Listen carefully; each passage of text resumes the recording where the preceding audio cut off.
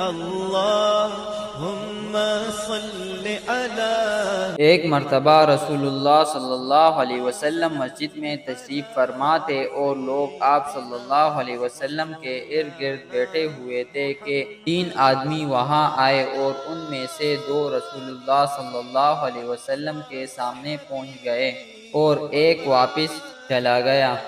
راوی کہتے ہیں کہ پھر وہ دونوں رسول اللہ صلی اللہ علیہ وسلم کے سامنے کھڑے ہو گئے۔ اس کے بعد ان میں سے ایک نے جب مجلس میں ایک جگہ کچھ گنجائش دیکھی تو وہاں بیٹھ گیا اور دوسرا اہل مجلس کے پیچھے بیٹھ گیا اور تیسرا جو تھا وہ لوٹ گیا۔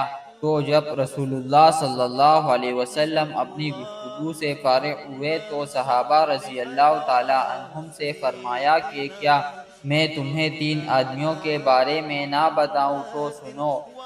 ان میں سے ایک نے اللہ سے پناہ چاہی، اللہ نے اسے پناہ دی، اور دوسرے کو شرم آئی تو اللہ بھی اس سے شرمایا کہ اسے بھی بخش دیا، اور تیسرے شخص نے منہ موڑا تو اللہ نے بھی اس سے منہ موڑ لیا۔ محمد صحیح بخاری حدیث نمبر 66۔ وصحبه